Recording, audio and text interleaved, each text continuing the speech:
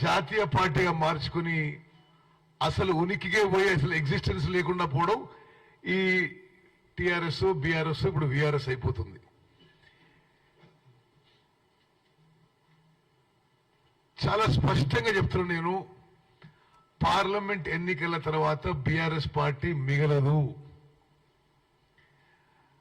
Parliament ఎన్నికల్లో BRS పార్టీకి వచ్చే స్థానాలు 0. ఆ తర్వాత ఆ పార్టీలో ఎవరు మిగలరు, కేసీఆర్ ఆయన కుటుంబ సభ్యులు తప్పితే.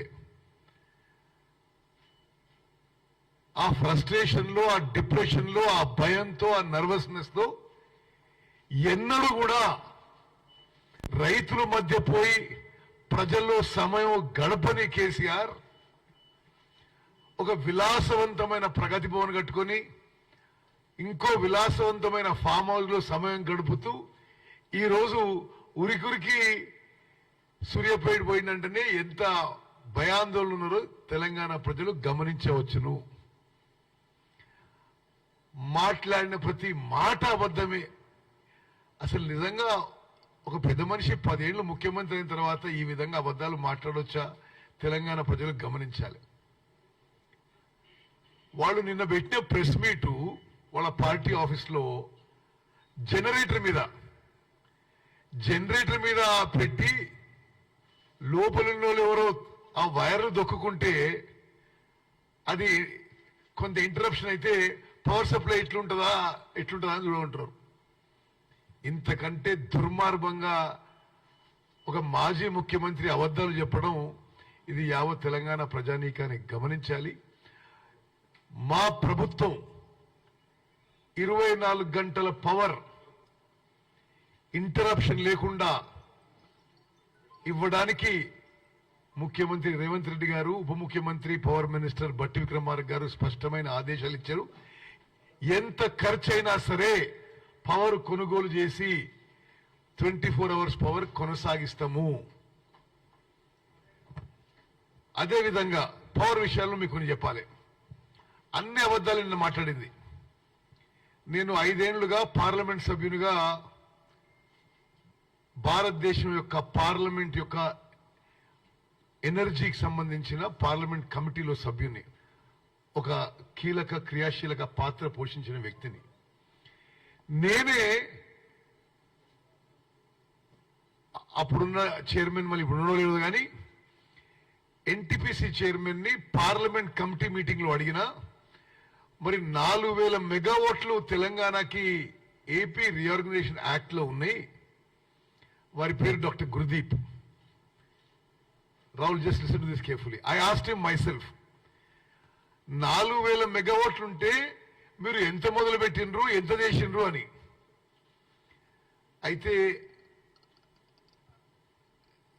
ఆయన నాకు పార్లమెంట్ కమిటీలో ఆన్ రికార్డ్ మినిట్ అయి ఉంటుంది. పార్లమెంట్ రికార్డులో మేము 1600 మెగావాట్లు మొదలు పెట్టినాం, మళ్ళీ ఇంకా 2400 మెగావాట్లు ఎందుకు మొదలు పెట్టినాం అడిగినాం. అంటే ఒకటి మీరు గుర్తుపెట్టుకోవాలి, ఎన్టీపీసీ పెట్టే పవర్ ప్రాజెక్ట్స్ వాళ్ళు పెట్టుబడితో పెడతారు. We only have to buy the power if it is competitive to us. ఆ బ్యాలెన్స్ ఆ ఎన్టీపీసీ ఫేజ్ 2 2400 మెగావాట్ కి రాష్ట్ర ప్రభుత్వం ల్యాండ్ అండ్ వాటర్ అలాట్మెంట్ లో కోఆపరేట్ చేయడం లేదు అని పార్లమెంట్ కమిటీలో డాక్టర్ గురుదీప్, చైర్మన్ ఎన్టీపీసీ, నాకే జవాబు చెప్పడం జరిగింది.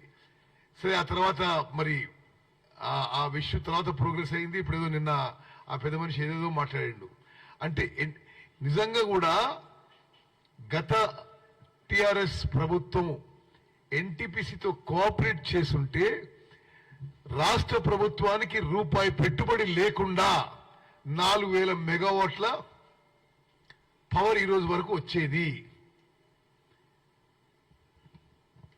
వీళ్ళు మొదలుపెట్టిన అక్కడ భద్రాద్రి, యాదాద్రి పవర్ ప్లాంట్స్ కి ఎక్కడ డిమాండ్ ఉండదు అని చెప్పి దాన్ని ఆపిన వీళ్ళు.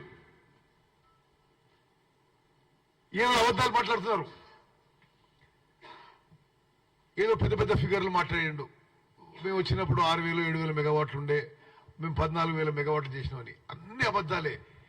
వాళ్ళు పూర్తి చేసిన ఏకైక ప్రాజెక్టు వాళ్ళు మొదలుపెట్టి పూర్తి చేసిన ఏకైక ప్రాజెక్టు భద్రాద్రి పవర్ ప్లాంట్. అది కూడా ఒక అవుట్డేటెడ్ సబ్ క్రిటికల్ టెక్నాలజీతో శాశ్వతంగా తెలంగాణ ప్రజలపై ఎక్కువ యూనిట్ కాస్ట్ వచ్చే ప్రాజెక్ట్ తప్పితే మరొకటి లేదు. ప్రతిపై ఎక్కువ శాతము సోలార్ పవర్ ప్రాజెక్ట్స్, అది 20% PLF మీద నడుస్తాయి. అవి ప్రైవేట్ పెట్టుబడులతో వచ్చినాయి. వీళ్ళ హయాంలో మొదలుపెట్టిన మరొక ప్రాజెక్టు, విద్యుత్ ప్రాజెక్టు లేదు అని చెప్పి మనం చేస్తున్నాం.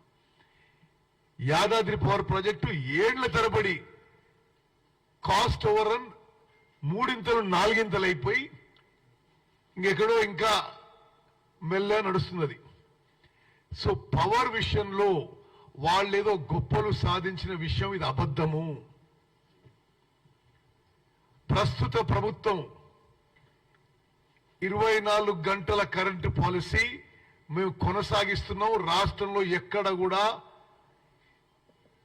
ఒక్క నిమిషం కూడా పవర్ ఫెయిలియర్ లేదు అని చెప్పి నేను మనం చేస్తున్నా.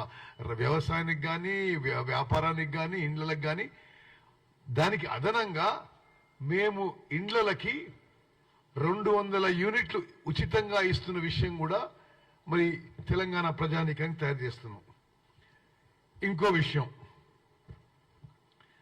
మరి ఏదో మేము గొప్ప కొన్నాం అది ఇదని అంటున్నాడు. సివిల్ సప్లైస్ మినిస్టర్గా ఈరోజు నేను మీకు మనవి చేస్తున్నా, రాష్ట్రంలో మీరు మొత్తం రాష్ట్రంలో గతంలో ఎన్నడూ లేని విధంగా 7,149 ప్రొక్యూర్మెంట్ సెంటర్లు కొన్ని ప్రారంభించినాం, కొన్ని ప్రారంభిస్తున్నాము. రైతులు పండించిన ప్రతి గింజని ఎంఎస్పీకి కొనుగోలు చేయబోతున్నాము. రైతులు పండించిన ధాన్యాన్ని ఏ మిల్లర్ అయినా, ఏ వ్యాపారైనా ఎంఎస్పీ కంటే ₹1 తక్కువ కొన్నా కఠిన చర్యలు తప్పవని చెప్పి కూడా ఈరోజు సివిల్ సప్లైస్ మినిస్టర్ గా నేను మనవి చేస్తున్నా. అదేవిధంగా పంటల గురించి మాట్లాడిన పెద్ద మనిషి అసలు ఎంత విడ్డూరమైన విషయం, వికారమైన విషయం అంటే, నేను పార్లమెంట్ లో క్రాప్ ఇన్సూరెన్స్ గురించి క్వశ్చన్ రైజ్ చేస్తే ఏమని, భారతదేశంలో క్రాప్ ఇన్సూరెన్స్ ఏ రాష్ట్రంలో ఏ స్కీమ్ నడుస్తుంది, మరి పంట నష్టానికి ఎంత, ప్రీమియం సంగతి ఏంటిది అన్ని మాట్లాడితే 29 రాష్ట్రాల్లో క్రాప్ ఇన్సూరెన్స్ పంట బీమా లేని ఏకైక రాష్ట్రం తెలంగాణ రాష్ట్రం అని పార్లమెంట్ లో జవాబు చెప్పిండ్రు. కొద్దిగా మాట్లాడే పెద్ద మనుషులకు సిగ్గుశరం ఉండాలి. 29 రాష్ట్రాల్లో క్రాప్ ఇన్సూరెన్స్ లేని రాష్ట్రం ఒక్క తెలంగాణ రాష్ట్రమే.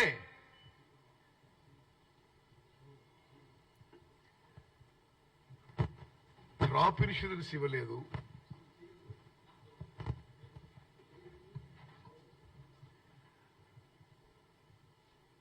ప్రకృతి వైపరీత్యాల వల్ల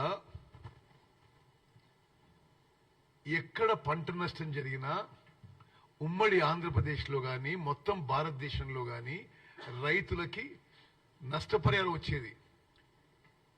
ఈయన ఈ పెద్ద మనిషి ముఖ్యమంత్రి ఉన్నప్పుడు ఆ స్కీము రద్దు చేసిండు. తెలంగాణ రైతాంగానికి క్షమాపణ చెప్పాలి. మేము ప్రతిపక్ష శాసనసభ్యులుగా, పార్లమెంట్ సభ్యులుగా అనేక సందర్భాల్లో డిమాండ్ చేస్తే అసలు పట్టించుకొని కేసీఆర్ నిన్న ఏదో పంట నష్టంలో ఏం చేస్తారని మాట్లాడుతున్నాడు.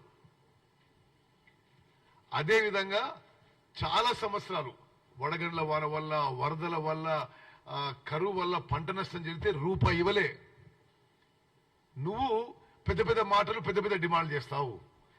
కేవలం ఎన్నికలు వస్తున్నాయని లాస్ట్ ఇయర్ కొంత ఏదో ఒక 2 జిల్లాలకు పోయి డ్రామా చేసి ఏదో ప్రకటించారు, అక్కడ కూడా పైసలు ఇవ్వలే. దయచేసి ఇది రైతులందరూ గమనించాలని చెప్పి మేము మనవి చేస్తున్నాం. అదేవిధంగా అసలు ఇరిగేషన్ గురించి మాట్లాడే అర్హత ఉందా కేసీఆర్ నీకు అని చెప్పి అడుగుతున్నా. తెలంగాణ రాష్ట్రాన్ని, రైతాంగాన్ని, ఇరిగేషన్ సెక్టర్ ని సర్వనాశనం చేసింది కేసీఆర్ అనే వ్యక్తి. కమిషన్ల కకృతి కోసం అనాలోచిత విధానాలతో డిజైన్ లేదు, ప్లానింగ్ లేదు, సరే కన్స్ట్రక్షన్ లేదు, ఇరిగేషన్ సెక్టర్ ని సర్వనాశనం చేసింది కేసీఆర్ అనే వ్యక్తి అని చెప్పి నేను మనం చేస్తున్నా. సిగ్గుపడాలి, తల వంచుకోవాలి, యావత్ తెలంగాణ రైతాంగానికి క్షమాపణ చెప్పాలి. మీరు చేసిన అసలు ఆ కకృతి, ఆ కరప్షన్, ఆ గ్రీడు, ఆ lack of design, lack of planning, ఎక్కువ మాట్లాడడం. నేను ఇరిగేషన్ మంత్రిగా ఆన్ రికార్డ్ చెప్తున్నా ఇలా, స్వతంత్ర భారతదేశంలో ఏ రాష్ట్రంలో కూడా ఇరిగేషన్ సెక్టర్ ని ఈ స్థాయిలో ఎవరు నాశనం చేయకపోయిండొచ్చు. స్వతంత్ర భారతదేశంలో ఇరిగేషన్ ప్రాజెక్టుల నుంచి ఎవరు ఇంత దోపిడీ చేసుకునకపోయిండొచ్చు. ఇంత అనాలోచిత విధానాలు, ఇంత అసమర్థత, ఇంత యాడ్హాక్ విధానాలతో తెలంగాణలో ఇరిగేషన్ సెక్టర్ ని నాశనం చేసి ఈరోజు మీరు పెద్ద పెద్ద మాటలు మాట్లాడితే ఎట్లా? కాళేశ్వరం గురించి మాట్లాడతారా మీరు? మినిమం కామన్ సెన్స్ ఉండాలి, కొంత షేమ్ ఫీల్ కావాలి.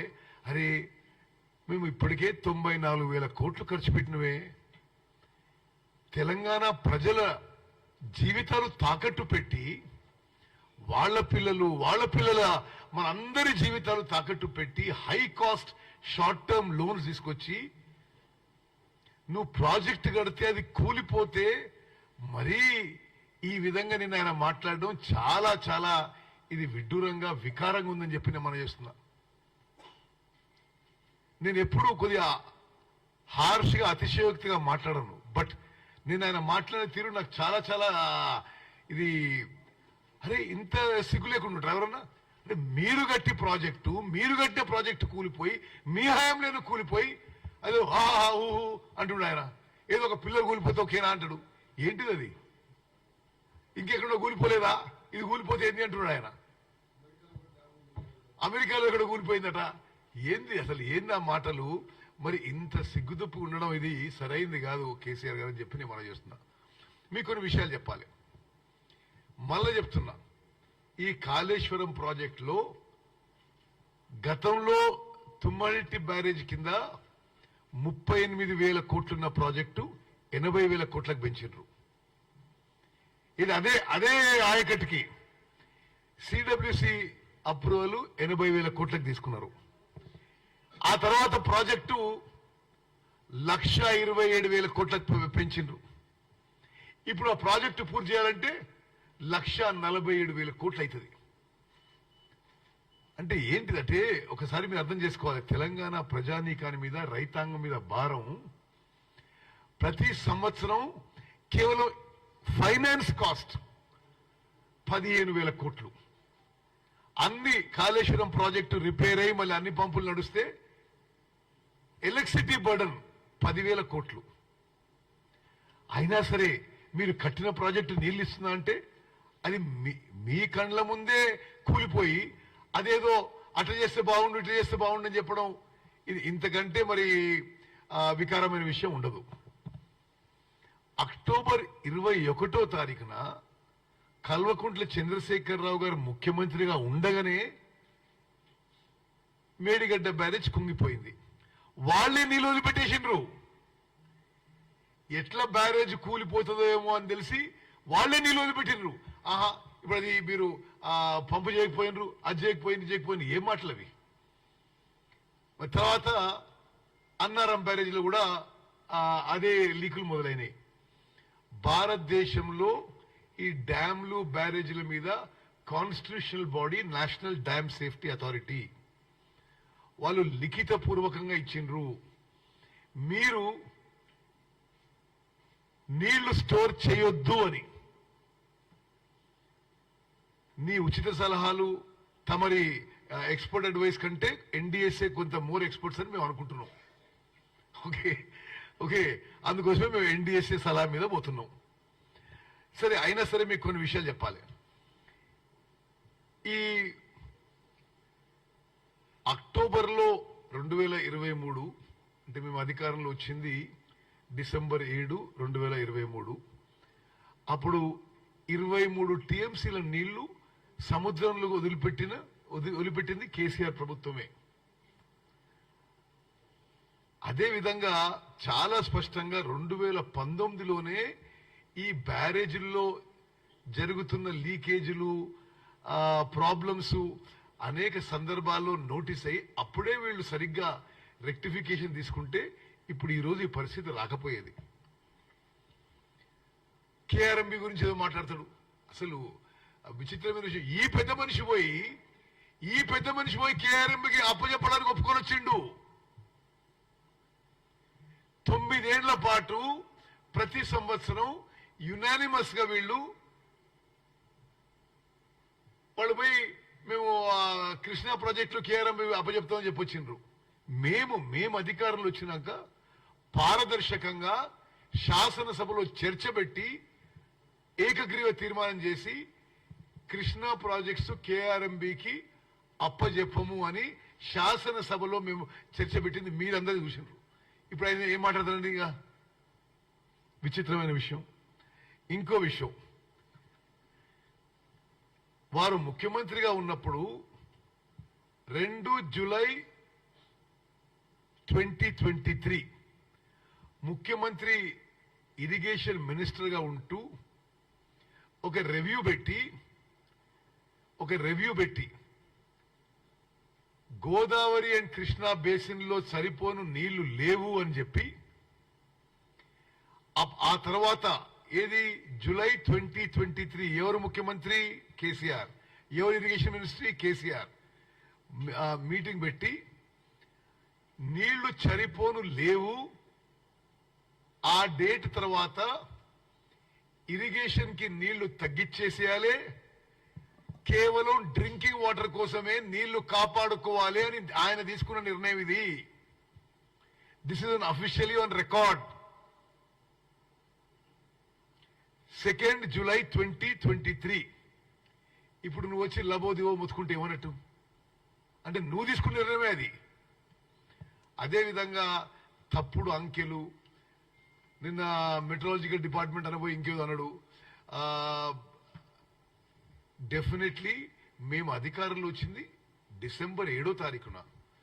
వర్షాకాలం మీ ఉన్న సమయంలో వచ్చిపోయింది. అది వర్షాలు తక్కువ పడ్డాయి, రిజర్వాయర్స్ నీళ్లు తక్కువ ఉన్నాయి. దాన్ని ఏ విధంగా ఈ క్రైసిస్ సిచ్యువేషన్ డీల్ చేస్తున్నాం, రైతులను ఆదుకోవడానికి, వేసవి కాలంలో ఎండాకాలంలో మంచినీళ్ళ కోసం కొంత నీళ్లు రిజర్వ్ చేసుకోవడానికి మేము పూర్తి ఒక వరుస రివ్యూలతో దాన్ని సిచ్యువేషన్ ని హ్యాండిల్ చేస్తున్నాం. ముఖ్యమంత్రి గారి స్థాయిలోనే ఇరిగేషన్ అండ్ ఆర్డబ్ల్యూఎస్ రెండూ కలిపి పలు రివ్యూ మీటింగ్లు కూడా జరిగినాయి. అదేవిధంగా మిషన్ భగీరథ అంటాడు. ఇంకో నాది పార్లమెంట్ అనుభవం చెప్పాలి. నేను పార్లమెంట్లో ఒక క్వశ్చన్ వేసిన, ఏమని, అసలు ఈ మిషన్ భగీరథకి ఎంత ఖర్చు పెట్టిన మీరు, ఎంత అప్పులు తీసుకొచ్చిండ్రు, ఎన్నిళ్ళకి నీళ్ళు ఇచ్చిండ్రు అని. పార్లమెంటులో అప్పుడు టిఆర్ఎస్ ప్రభుత్వం ఇచ్చిన జవాబు, మొత్తం సుమారు 45,000 కోట్లు ఖర్చు పెట్టిన అప్పు తీసుకొచ్చి. తెలంగాణ రాష్ట్రంలో 99.9% ఇండ్లకి కొత్తగా మీరు నల్లాలు పెట్టి నీళ్ళు ఇస్తున్నారని చెప్పి జవాబు చెప్పినాడు వీళ్ళు. పచ్చి అబద్ధం. మిషన్ భగీరథ టోటల్ ఫెయిలియర్ అయింది. మిషన్ భగీరథ మీకు కమిషన్ భగీరథ అయింది కాబట్టి ఇప్పుడు మంచినీళ్ళ ప్రాబ్లం ఉంది. దయచేసి మీరు గమనించాలి. మిషన్ భగీరథ నిజంగానే వీళ్ళు సరిగ్గా నిర్వహించి కమిషన్ల కక్కుర్తి లేకుంటే వాళ్ళు చెప్పినట్టు కేంద్ర ప్రభుత్వానికి పార్లమెంట్కి ఇచ్చిన జవాబులో 99.9% అన్ని ఇండ్లకి, తెలంగాణలో అన్ని ఇండ్లకి కొత్త నల్లాలు ఇచ్చి ప్యూరిఫైడ్ డ్రింకింగ్ వాటర్ ఇచ్చుంటే ఈరోజు ప్రాబ్లం రాకపోయేది. అందులో కమిషన్ల కక్కుర్తి, కరప్షన్ సరిగ్గా అది నిర్వహించినందుకే ఈరోజు తెలంగాణలో ప్రాబ్లం వస్తుంది. అదే విధంగా కొన్ని అంకెలు కూడా మీకు చెప్పాలి. జూరాలలో ఈ రోజు వరకు 2023-24లో వచ్చిన ఇన్ఫ్లోస్ 154 టీఎంసీలు. గత ప్రభుత్వాలు ఎంత వచ్చినాయండి? గత సంవత్సరాల్లో ఈ సంవత్సరం 154 టీఎంసీలు. 2023లో 1229 టీఎంసీలు. ప్లీజ్ ఫిగర్స్ జాగ్రత్తగా నోట్ చేసుకోవాలి. ఈ సంవత్సరం వచ్చిన ఇన్ఫ్లోస్ 154 టీఎంసీ జూరాలలో. 2023లో వచ్చిన ఇన్ఫ్లోస్ 1229 టీఎంసీ, ఆల్మోస్ట్ 10 టైమ్స్. 2022లో వచ్చిన ఇన్ఫ్లోస్ 885 టీఎంసీ. 2021లో వచ్చిన ఇన్ఫ్లోస్ 1300 టీఎంసీలు, 1306.25 టీఎంసీలు. మరి ఇది ప్రకృతి వైపరీత్యమా, మరి ఇంకేదైనా తెలంగాణ ప్రజలు ఆలోచించాలి. అదేవిధంగా ఇంకొన్ని ఫిగర్స్ మీకు చెప్తా. నాగార్జున సాగర్ లో నిజంగా కృష్ణా బేసిన్ కి, కృష్ణా నదిపై ఉన్న ఉమ్మడి మహబూబ్ నగర్, ఉమ్మడి నల్గొండ, ఉమ్మడి ఖమ్మం ఆయకట్టుకి మోసం చేసింది కేసీఆర్. జగన్మోహన్ రెడ్డి దోస్తీతో వాళ్ళు పోతిరెడ్డిపాడు సామర్థ్యం పెంచుకున్నా, అక్కడ రాయలసీమ లిఫ్టిగేషన్ స్కీమ్ కృష్ణా నది శ్రీశైలం బ్యాక్ వాటర్ నుంచి నీళ్లు ఎత్తుకపోయినా, ముచుమరు నుంచి నీళ్లు ఎత్తుకపోయినా, ఎవ్రీడే 10 టీఎంసీలు ఎత్తుకపోయినా, ఇల్లీగల్ గా మన నీళ్లు తీసుకపోయినా నోరు మెదపని ఆనాటి ముఖ్యమంత్రి కేసీఆర్ జగన్మోహన్ రెడ్డి గారితో రోజు హలాయి బలాయి చేసుకుంటూ, వాళ్ళ ఎలక్షన్లకు కూడా ఇక్కడి నుంచి పైసలు పంపిస్తూ, కృష్ణా నదీ జలాలు వాళ్ళు ఇల్లీగల్ డైవర్ట్ చేస్తుంటే మాట్లాడకుండా ఈ రోజు ఆయన మొసలి కన్నీళ్లు కాల్స్తుంటే ఇది ఎంత వికారమైన విషయం ఆలోచన చేయాలి. ఉమ్మడి ఆంధ్రప్రదేశ్ లో కూడా నేను అంకెలతో సహా శాసనసభలో నిర్మించిన ఉమ్మడి ఆంధ్రప్రదేశ్ లో కూడా కృష్ణా నదీ జలాలు ఆంధ్రాకి తక్కువ డైవర్ట్ అయినాయి, ప్రత్యేక తెలంగాణలో ఎక్కువ డైవర్ట్ అయినాయి. ఇది కేసీఆర్ అసమర్థత. కేసీఆర్ జగన్ కలిసి మరి ఉమ్మడి నల్గొండ, ఖమ్మం, మహబూబ్ నగర్ జిల్లా ప్రజలపై, రైతులపై చేసిన కాన్స్పిరసీ ఇది. మరి ఇప్పుడు నాగార్జున సాగర్ లో దయచేసి అది మీరు చాలా జాగ్రత్తగా నోట్ చేసుకోవాలి. ఉమ్మడి ఆంధ్రప్రదేశ్ కంటే ప్రత్యేక తెలంగాణ రాష్ట్రంలో కేసీఆర్ హయాంలో కృష్ణా నదీ జలాలు ఆంధ్రాకి ఇల్లీగల్ గా ఎక్కువ డైవర్ట్ అయినాయి. ఇది ఆన్ రికార్డ్ ఫిగర్స్ తో సహా నేను శాసనసభలో కూడా పెట్టడం జరిగింది. ఇప్పుడు నాగార్జున సాగర్ నుంచి మాట్లాడిన పెద్ద మనిషి. నాగార్జున సాగర్ లో ఇప్పుడు వాటర్ అవైలబిలిటీ అప్రాక్సిమేట్ గా 130 టీఎంసీలు ఉంది. Total capacity 312 TMC. Last year ఇదే రోజుకి నాగార్జున సాగర్ లో ఎంత అవైలబుల్ ఉంది? 160 టీఎంసీలు. దయచేసి గమనించాలి. Now about 135, last year about 167 TMC. మరి అదే విధంగా ఇంకొక విషయం కూడా, నారాయణపూర్ డ్యామ్ కర్ణాటకలో అక్కడి ప్రభుత్వం క్రాప్ హాలిడే డిక్లేర్ చేసినందుకు ఈసారి ఆ రీజనరేటెడ్ వాటర్ కూడా మనకు రాలేదు. దాని ద్వారా కూడా 10 to 11 టీఎంసీ నీళ్లు తగ్గినాయి, ఇన్ఫ్లోస్ ఆఫ్ కృష్ణా రివర్. అదేవిధంగా గోదావరి బేసిన్, ఎస్ఆర్ఎస్పి, ఇవన్నీ official figures, sign documents of the concern engineers. Okay, SRSP year ఏది వచ్చినాయి ఇప్పటి వరకు ఇన్ఫ్లోస్ ఎస్ఆర్ఎస్పికి? యావరేజ్ ఇన్ఫ్లో ఎస్ఆర్ఎస్పి నేను వాళ్ళు ఇచ్చిన డాక్యుమెంటే చదువుతున్నాను. The average inflows received in the water year in 23-24 at SRSP is 205 TMC. Okay, 205 టీఎంసీలు వచ్చినాయి. లాస్ట్ ఇయర్ వచ్చినాయి 590 టీఎంసీలు వచ్చినాయి. ఓకే, 2022లో ఎంత వచ్చినాయి? 670 టీఎంసీలు వచ్చినాయి. 2021 ఎంత వచ్చినాయి? 360 టీఎంసీలు వచ్చినాయి. అంటే ఎస్ఆర్ఎస్పీలో కూడా ఇన్ఫ్లోస్ తగ్గిన విషయం తెలంగాణ ప్రజానీకానికి మనం చేస్తున్నాం. అదేవిధంగా present water availability in Shripad Sagar Yellampalli project is about 7 TMC. ఇంకా చాలా విచిత్రమైన విషయాలు మాట్లాడిండు. హైదరాబాద్ కి వాళ్ళట కృష్ణా గోదావరి జలాలు తీసుకొచ్చినట. ఇంత పచ్చి అబద్ధాలు మాట్లాడడం తగదు. కృష్ణా నుంచి గోదావరి నుంచి హైదరాబాద్ కి నదీ జలాల ప్రాజెక్టులు గత కాంగ్రెస్ ప్రభుత్వాలు మంజూరు చేసి పనులు మొదలుపెట్టిన విషయం కూడా నేను మీకు మనవి చేస్తున్నాను. ఇప్పుడు ఎంతున్నాయి నీళ్లు? శ్రీపాద్ సాగర్ ఎల్లంపల్లిలో 7 టీఎంసీలు ఉన్నాయి. గత సంవత్సరం ఇదే రోజు ఎన్నున్నాయి? 12.5 టీఎంసీ ఉన్నాయి. మరి ఈ విధంగా చెప్పుకుంటూ పోతే సరే, కొంత డెఫిసిట్ వల్ల కొంత ప్రాబ్లం అవుతుంది. మరి అది ఈ ప్రభుత్వం, మరి ముఖ్యమంత్రి రేవంత్ రెడ్డి గారు, ఉప ముఖ్యమంత్రి బట్టి విక్రమార్క గారు, మేమందరం కలిసి ఇది ప్రజలకి మరి తక్కువ ఇబ్బంది కలిగే విధంగా ఉన్న పరిస్థితుల్లో ముందుకు పోతున్న విషయం మనం చేస్తూ కొన్ని ఫిగర్స్ మళ్ళా మీకు రీడౌట్ చేస్తా. నాగార్జున సాగర్ లో ఇప్పుడు అప్రాక్సిమేట్ గా 135 టీఎంసీ ఉన్నాయి. పోయిన సంవత్సరం 167 టీఎంసీలు ఉండే. అదేవిధంగా ఎస్ఆర్ఎస్పీలో ఇప్పుడు 13 టీఎంసీలు ఉన్నాయి. పోయిన సంవత్సరం ఈ టైంలో 28 టీఎంసీలు ఉన్నాయి. అదేవిధంగా మిడ్ మానేర్ లో ఇప్పుడు 7 టీఎంసీలు ఉన్నాయి. పోయిన సంవత్సరం ఇదే టైంకి 20 టీఎంసీలు ఉన్నాయి.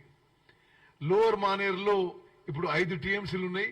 పోయిన సంవత్సరం ఇదే రోజుకి 12 టీఎంసీలు ఉన్నాయి. మీకు చాలా స్పష్టంగా మరి ఇరిగేషన్ లో గాని పవర్ లో గాని ఈ ప్రభుత్వం పూర్తిగా రైతులకి ప్రజలకి మేలు చేసే విధంగా మేము ముందుకు పోతున్నాము. ఇటువంటి రూమర్స్, ఇటువంటి బేస్లెస్ అలిగేషన్స్ ఎవరు నమ్మొద్దు. తమ అధికారం పోవడమే కాదు, చాలా విచిత్రంగా నిన్న కేసీఆర్ గారు పోలీసు వాళ్ళకి అంటున్నాడు, పోలీసు వాళ్ళు మీరు న్యూట్రల్ గా ఉండాలి అది ఇది అంటున్నాడు. అసలు పోలీస్ శాఖని ఎక్కువ మిస్యూజ్ చేసుకుంది. ఫోన్ ట్యాపింగ్, ఇక రకరకాల మరి వాళ్ళ డబ్బులు వాళ్ళ పోలీస్ వ్యాన్లు తీసుకుపోవడం ఎక్కువ ఉపయోగించింది కేసీఆర్. ఉమ్మడి ఆంధ్రప్రదేశ్ లో గాని భారతదేశంలో ఇంకెవరు ఉపయోగించారు. ఆయన పోలీసు వాళ్ళకి చెప్తున్నాడు మీరు న్యూట్రల్ గా ఉండాలి అది ఇది అంటున్నాడు ఆయన. మరి ప్రభుత్వం కోల్పోయి ఒక నిస్పృహలో, ఒక ఫ్రస్ట్రేషన్ లో, ఒక డిప్రెషన్ లో మాజీ ముఖ్యమంత్రి కేసీఆర్ గారు మాట్లాడిన అబద్దాలని ఖండిస్తున్నాము. ఇంత దిగజారుడండి. 100 రోజుల్లో 205 మంది సూసైడ్ చేసుకున్నారు. కేసీఆర్ గారు ఇటువంటి అబద్దాలు మాట్లాడడం తగదిది. ప్రజా జీవితంలో కొన్ని విలువలు ఉండాలి. ఇట్స్ ఎ కంప్లీట్ లై. 100 రోజుల్లో 200 మంది సూసైడ్, కంప్లీట్ లై. మరి మీరు పవర్ విషయం మాట్లాడడం, మీరు ఏం చేయలేదు. పవర్లో మీరు ఇరిగేషన్ సర్వనాశనం చేసినారు. మీరు అన్ని విధాలుగా రాష్ట్రాన్ని అప్పుల పాలు చేసినారు. మీరు 10 ఏళ్ల పాటు దోపిడీ చేసినారు. రాష్ట్ర ప్రజలు ఒక స్వీపింగ్ మ్యాండేట్ మీకు వ్యతిరేకించారు. మరి మీరు కొద్దిగా హుందా ఉండి మీరు ఇటువంటి తప్పుడు ఆరోపణలు మానుకోవాలి, ప్రజలందరూ గమనిస్తుందని చెప్పి నేను మనవి చేస్తున్నాను.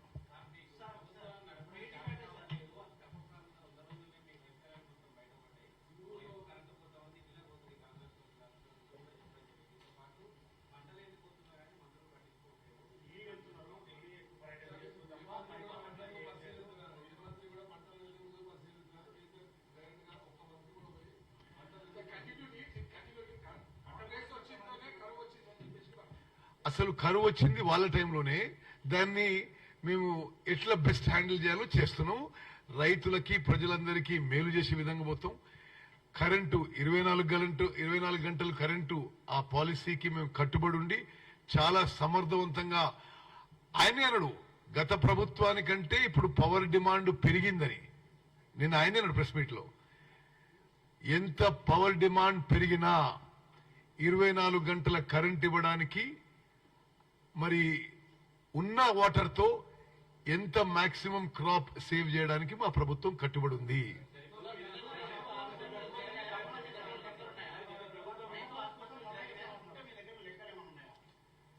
అరే ఆరోపణ చేసినా ఆయన చెప్పాలి కదా, ఇది అబద్ధాలని నేను చెప్తున్నా కదా, ఇది అబద్ధాలు అంటారా? రైతు ఆత్మహత్యలు జరగలేదు అంటున్నాను నేను.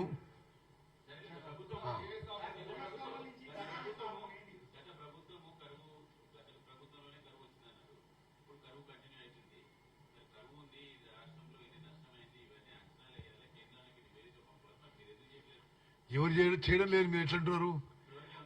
అసలు మీకు ఒకటి పవరు, డ్రింకింగ్ వాటర్ సమర్థవంతంగా మరి ఇప్పుడు సప్లై చేయడం జరుగుతుంది. ఇప్పుడు క్రాప్ డ్యామేజ్ ఎక్కడ జరిగిందో దాన్ని అసెస్మెంట్ చేసుకుని మా ప్రభుత్వం తగిన చర్యలు తీసుకుంటుంది.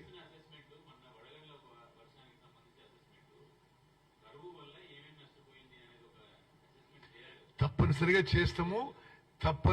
చేస్తాము. ఓకే,